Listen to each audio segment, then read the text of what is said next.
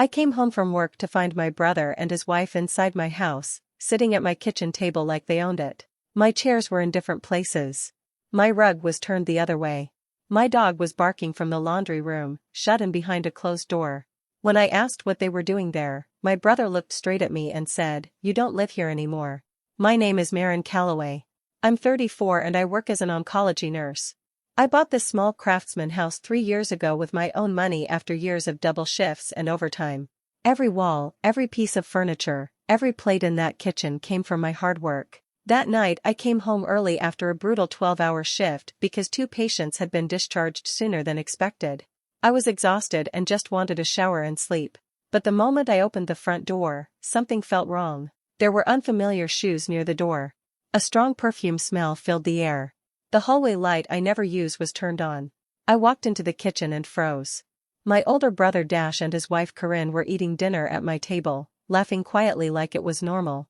There were grocery bags on my counter and their coats hanging on my chairs. Corinne gave me a small smile like she was welcoming a guest. Dash wouldn't meet my eyes. I asked what was going on. Dash said I had already agreed to let them move in for a while. I told him that was a lie. I never said that. Not once. Corinne calmly reached into a folder and pulled out printed papers. She slid them across the table. They showed property documents with my name and signature, saying I had given Dash partial ownership months ago. My hand started shaking. The signature looked like mine, but it wasn't. Someone had copied it. That was the moment I understood. This wasn't confusion. Someone had planned this. And it started with my own family. My hands were still shaking as I sat down and read the papers line by line. At first glance, the signature looked like mine, but the more I stared at it, the more wrong it felt. The curve of the last letter was different. I always add a small tail at the end. This one didn't have it. The document said I had refinanced the house and added Dash as a co-owner. According to the dates, it happened months ago. I tried to remember any meeting, any bank visit, any signing day, but there was nothing. I had never done this. Dash kept talking, trying to sound patient. He said I signed everything when our father's medical bills became too heavy. That made no sense. Our dad passed away 2 years ago, and all the hospital bills were cleared through insurance and savings. There was nothing left to refinance for. Corinne pointed at the bottom of the pages and said there was a notary and a witness, so it was all legal. She spoke very calmly, like she had practiced the lines before. Seeing those stamps and names made my stomach drop, but something still felt off. Then I remembered something small but important. About 6 months ago, Dash asked to borrow a folder with our family documents. He said he needed them to help prepare some tax files. It had copies of my ID and old property papers. I trusted him and gave it without thinking. I stepped away and called the police. When the officer arrived, I explained everything and showed him the documents. He reviewed them but said this kind of property dispute is usually treated as a civil matter unless fraud can be clearly proven. He told me I would need a lawyer and a formal investigation. Dash stood behind him and said he had every right to stay because his name was on the papers now. He carried his bags to the guest room like the decision was final. I felt like a stranger in my own home. The days after that felt strange and heavy. Dash didn't shout or threaten me directly, but his behavior changed. He would stand too close when talking, speak in a low voice, and act like I was the one causing trouble. Every small disagreement turned into him saying I was stressed and confused. It felt like quiet pressure inside my own walls. Corinne started changing things around the house without asking. She moved furniture, switched cabinets, and cleared shelves. One afternoon I found a stack of my unopened mail missing. She said she threw it away because it looked like clutter. When I got upset, she smiled and said I should be thankful she was helping. My dog, who is usually calm, became nervous. He stayed close to me and growled softly when Dash walked by. Twice I found him shut in a different room again. They said it was because he was too loud. Soon relatives began calling me with strange tones. Dash had been speaking to the family, telling them I was mentally overwhelmed from work and forgetting important decisions. He said I had agreed to the housing arrangement but now couldn't remember. One aunt openly supported him and told me to rest and stop creating drama. Hearing that made my chest feel tight and lonely. For a brief moment, I questioned myself. I wondered if I had missed something or signed something during a busy time. But instead of arguing, I decided to check facts. I logged into my bank account and reviewed old records carefully. That's when I found it, a withdrawal of $18,000 from months earlier that I never approved. It was sent to a company called Boone and Mercer Renovations. I searched the business name and found the owner listed, Thayer Boone. The name hit me immediately. He was Curran's former fiancé. At that moment the pattern became clear. This was not misunderstanding or stress. It was planned, connected, and deliberate. I was being pushed, isolated, and set up step by step. I went to the city property website and searched my home address. What I found made my stomach turn. Renovation permits had been filed quietly weeks earlier, and the applicant name listed was Dash. The forms described upgrades and structural improvements that never actually happened. On paper, the house looked far more valuable than it really was. I read more and understood the trick. If the home value looked higher, they could refinance it for a larger amount. That would allow them to pull out equity in cash. The loan would still be tied to the property, which meant the debt would fall on me while they walked away with the money. It was a clean-looking plan built on false numbers. One evening, while passing the hallway, I heard Corinne talking on her phone. Her voice was light and excited. She said they would flip the asset fast and be done soon. She laughed and said I still had no idea how real estate plays worked. My heart pounded. I quietly opened the recording app on my phone and captured part of the call before she noticed me nearby and lowered her voice. That recording gave me courage to take the next step. I contacted a real estate attorney named Bennett Crow, known for handling messy property disputes. His reviews described him as sharp and aggressive in court. I emailed the documents and the audio clip, and he agreed to meet the next morning. Bennett studied everything carefully. He pointed out signature problems, timeline gaps, and permit irregularities. He said the pattern strongly suggested forgery and coordinated fraud. But he also warned me that proving it would start a serious legal battle. Investigations, court hearings, and public records would follow. Then he looked straight at me and said if I pushed forward with criminal charges, Dash could face prison time. The room felt suddenly smaller. He was my brother, no matter what he had done. I sat there for a long minute, breathing slowly. The betrayal hurt, but the planning behind it hurt more. I finally told Bennett to proceed. I would not run from this.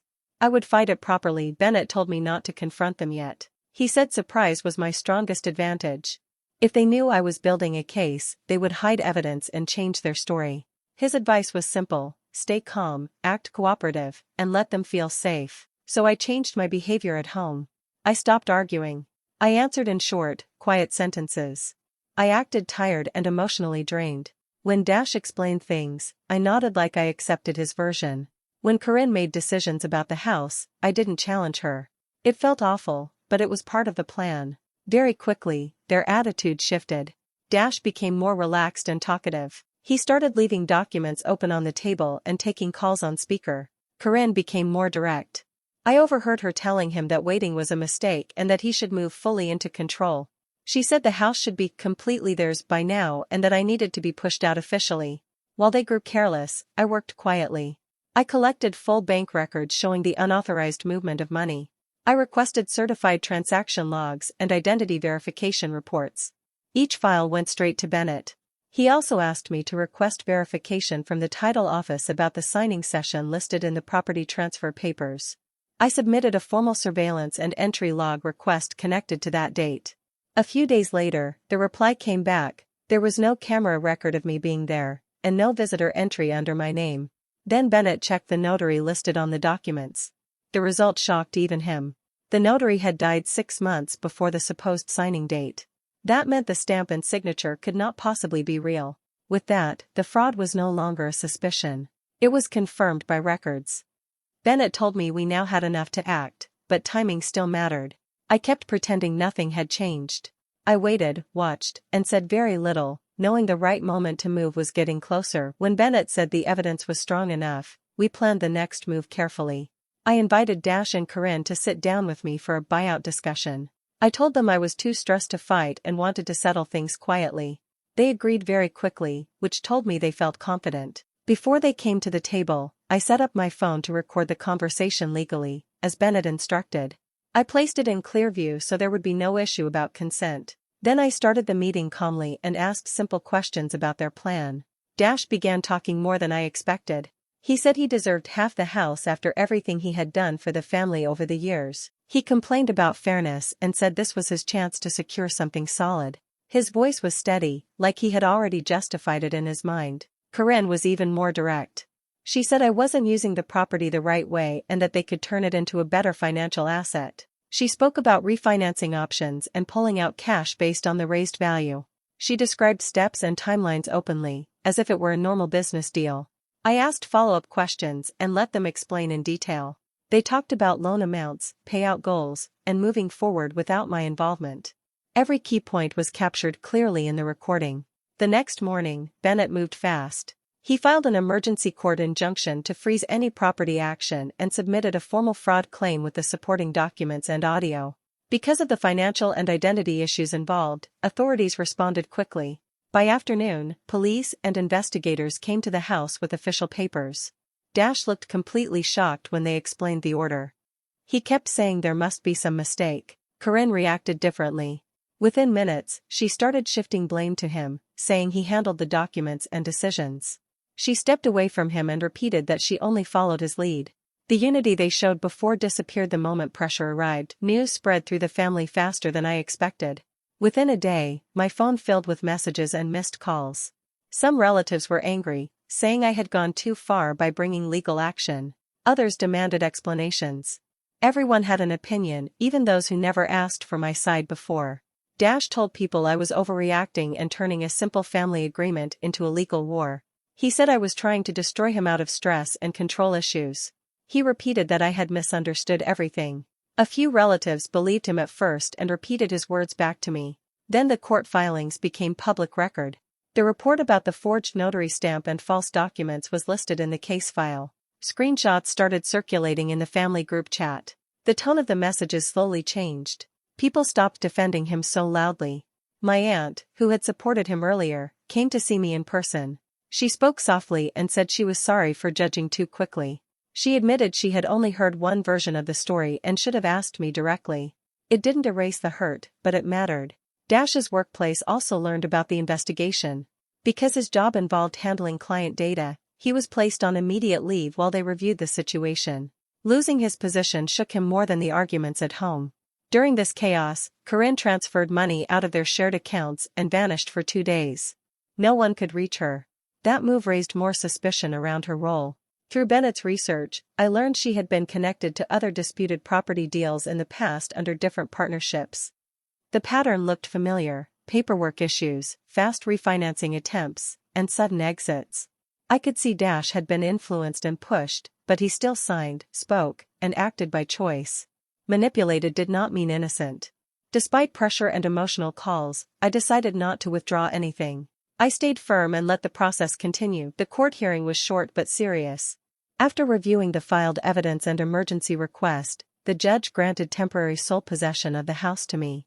That meant only I had the legal right to live there while the case continued. Bennett called me right after the order was signed and told me to be ready the next morning. A sheriff arrived with 2 deputies and the official papers.